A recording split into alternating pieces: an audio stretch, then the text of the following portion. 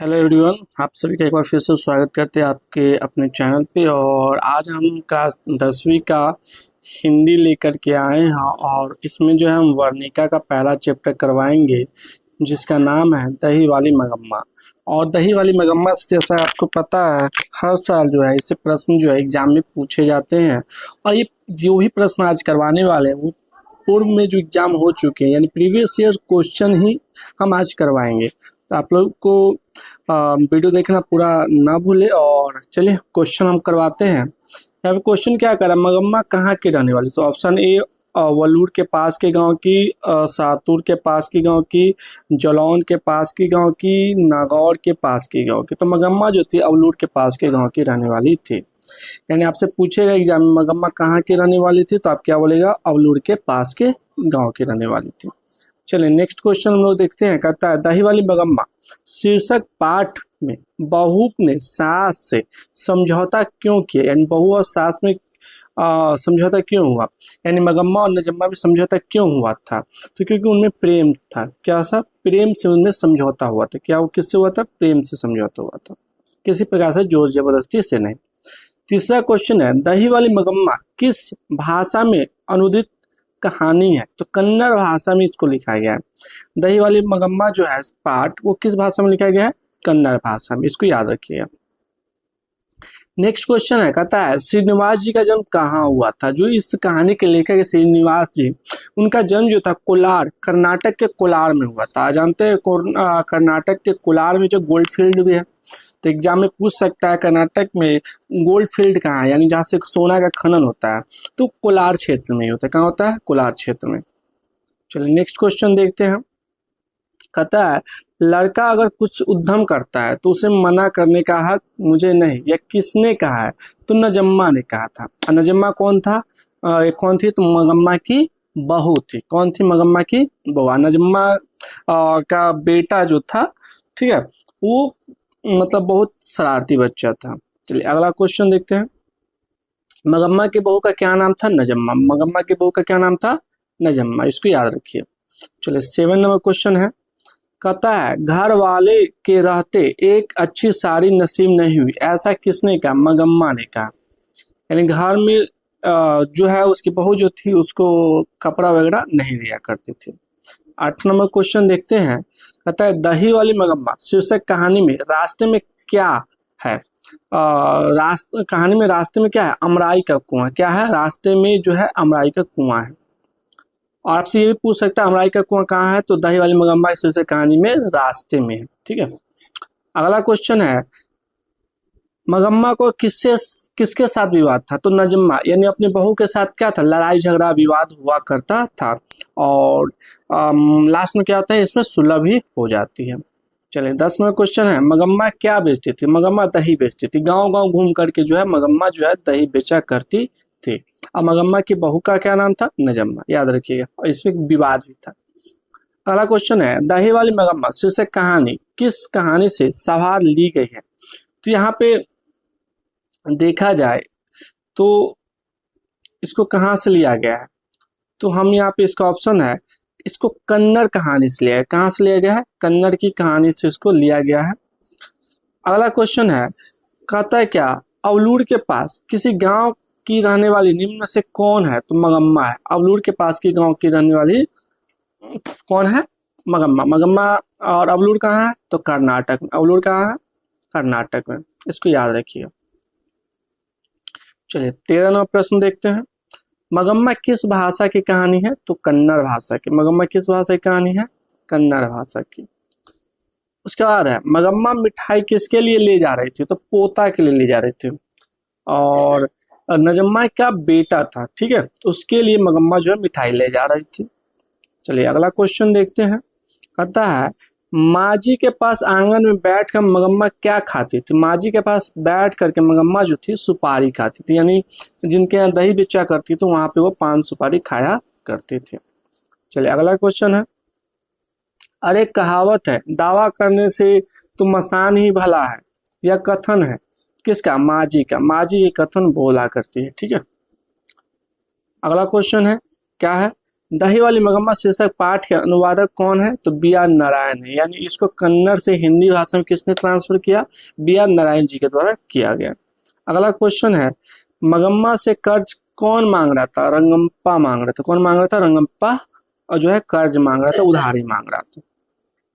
अगला क्वेश्चन है, रंगप्पा कहाँ का रहने वाला था? तो वेंकटपुर अवलूर के पास का। वेंकटपुर अवलूर के पास का रहने वाला कौन था? रंगप्पा था। ठीक है, और बहुत ही मतलब बदमाश आदमी कह सकते हैं।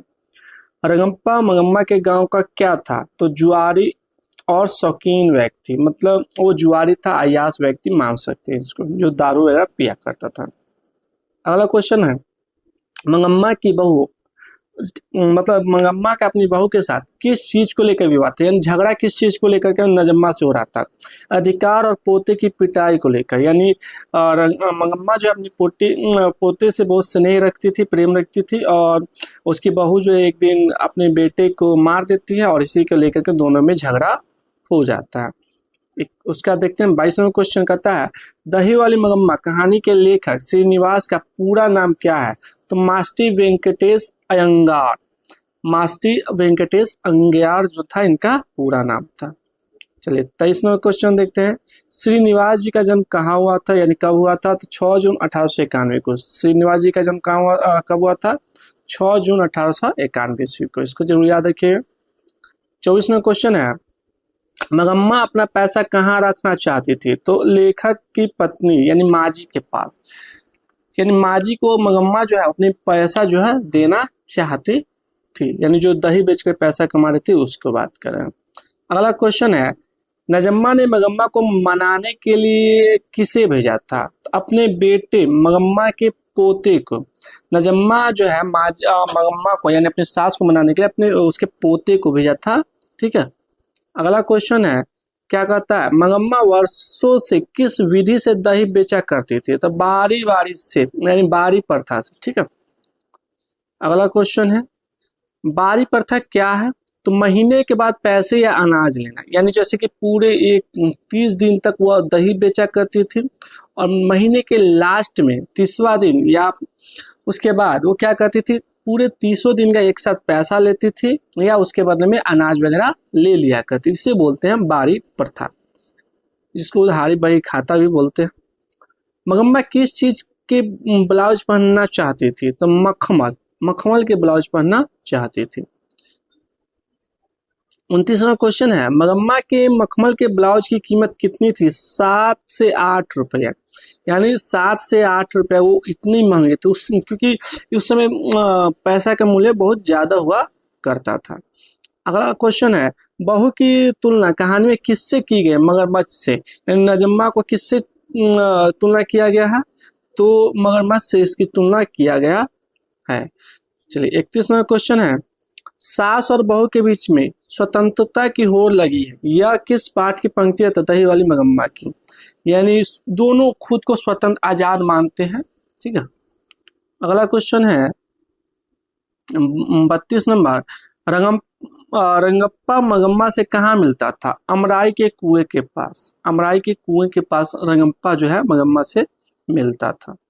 अगला क्वेश्चन है, मगम्मा चूना तंबाकू पान कौन देता था? मगम्मा को चूना या पान सुपारी कौन देता था? लेखक की पत्नी यानी माँ जी दिया करती थी। अगला क्वेश्चन है, मगम्मा के परिवार में कुल कितने सदस्य थे? तो 4। मगम्मा, उसका बेटा, बहू और उसका पोता, कुल मिलाकर के 4। अगला क्वेश्चन है, दही वाली मगम्मा कहानी किससे संदेश देती है? तो बहुओं को संदेश देती है। क्या देती है? बहुओं को संदेश देती है। उसके बाद क्या कहता है, कथावाचक या माँ जी मगम्मा को क्या कहती है? तो माँ जी कहती है। मतलब सॉरी, मगम्मा क्या कहती है कथावाचक को? तो माँ जी कहती है। अगला क्वेश्चन है 37वां, मगम्मा का बेटा और बहू अंत में किस कारण साथ आ गए? तो पोते के प्रेम और समझदारी के कारण। यानी पोता जो था बहुत समझदार था और उसके दादी के साथ बहुत स्नेह रखता था। 38वां क्वेश्चन है, रंगप्पा ने मगम्मा का क्या पकड़ लिया था? हाथ पकड़ लिया था। क्या पकड़ लिया था? मगम्मा क्या पकड़ लिया था? मतलब अपनी बहू का हाथ पकड़ लेता है जब उसके पोते को पिटाई लग रही होती है। अगला क्वेश्चन है, 39 नंबर, श्रीनिवास जी किस साहित्य के सर्वाधिक प्रतिष्ठित रचनाकारों में से एक है? तो कन्नड़ साहित्य के श्रीनिवास जी जो थे ना, कन्नड़ साहित्य के बहुत बड़े साहित्यकार माने जाते हैं या रचनाकार माने जाते हैं। 40 नंबर क्वेश्चन है, कहता है दही वाली मगम्मा कहानी का मुख्य पात्र कौन है? तो मगम्मा है। कौन है? मगम्मा। मगम्मा क्या करती है? तो गांव गांव जा करके जो है दही बेचा करती है। ठीक है, चलिए अगला क्वेश्चन देखते हैं 41 नंबर। और अभी तक चैनल को नहीं सब्सक्राइब किया तो सब्सक्राइब कर लीजिए, दोस्तों में शेयर करना ना भूलिए। दही वाली मगम्मा कहानी में कहाँ के वातावरण का चित्रण किया गया? तो बेंगलुरु का। कहाँ का? बेंगलुरु के वातावरण का चित्रण किया गया है। इसका 42वां क्वेश्चन है, मगम्मा की बहू नजम्मा ने अपने बेटे को दादी के पास क्यों भेजा था? उसको मगम्मा का पैसा और स्नेह वापस पाने के लिए। मतलब मगम्मा जो दही बेच के पैसा कमाया करती थी वो बहू से लेना चाहती थी, और दोनों में झगड़ा था तो वो मांग तो सकती नहीं थी, इसलिए तो अपने बेटे को भेजी थी। अगला क्वेश्चन, मास्ती वेंकटेश अयंगार को ज्ञानपीठ पुरस्कार किस वर्ष मिला? तो 1983 में मिला था। कब मिला था? 1983 में मिला था, इसको जरूर याद रखिए। अगला क्वेश्चन है, मगम्मा क्या ओढ़ कर दही बेचा करती थी या बेचती थी? तो मखमली चादर यानी साड़ी पहन करके जो है वो दही बेचने का काम किया करती थी। 45वां क्वेश्चन है, अतः मगम्मा की कहानी का अनुवाद करने वाले बी आर नारायण को किस पुरस्कार से सम्मानित किया गया था? तो साहित्य अकादमी अनुवाद पुरस्कार से। कौन से पुरस्कार से बी आर नारायण को पुरस्कृत किया गया? साहित्य अकादमी अनुवाद पुरस्कार से। नेक्स्ट क्वेश्चन देखते हैं, मगम्मा का बेटा अपनी माँ से अलग क्यों हो गया था? तो अपनी पत्नी के उकसाने पर या झगड़ा हो जाने के कारण जो था मगम्मा का बेटा उससे अलग हो जाता है। अगला क्वेश्चन है 47 नंबर, जब कोई औरत अकेले रहती है तो लोग उसे किस नज़र से देखते हैं? यह मगम्मा का अनुभव किसके प्रति था? रंगप्पा की बुरी नज़र के प्रति था। ठीक है, और रंगप्पा क्या करता था? मगम्मा जब दही बेचा करती थी तो अमराई के कुएं के पास जब वो पहुंचती थी तो उसका हाथ वगैरह पकड़ लेती तो उससे पैसा मांगा करता था। अगला क्वेश्चन है 48 नंबर, दही वाली मगम्मा कहानी का विधा क्या है? तो कहानी या लघु कथा है। कौन सी विधा है? तो ये लघु कथा है और कहानी है। चलिए अगला क्वेश्चन है, 2 क्वेश्चन और बचा हुआ है, इससे पहले दोनों क्वेश्चन कराए आप लोग जरूर चैनल को सब्सक्राइब कर ले, और अपने 10वीं की परीक्षा में जितने भी हिंदी से प्रश्न आ रहे हैं वो आपको हमारे इस चैनल पे उपलब्ध है और इसको आप देख सकते हैं। चलिए अगला क्वेश्चन देखते हैं, मगम्मा की बहू की कैसी स्थिति थी? तो बुद्धिमानी और चालाक स्थिति, यानी बुद्धिमान और चालाक स्थिति थी इसकी। किसकी बहू? मगम्मा की बहू नजम्मा। अगला क्वेश्चन अंतिम है, इस कहानी का मुख्य उद्देश्य क्या दिखाना है? तो संयुक्त परिवार में सास बहू के अंतर संबंधों और पारिवारिक बुद्धिमत्ता को दिखाना है, यानी कैसे सास बहू मिलकर रह रहे हैं इसको दिखाना इस कहानी का मुख्य उद्देश्य है। तो आशा करते हैं आपको वीडियो पसंद आया होगा, और चैनल पर नए हैं तो सब्सक्राइब कर दीजिए। मिलते हैं नेक्स्ट वीडियो में, तब तक के लिए जय हिंद।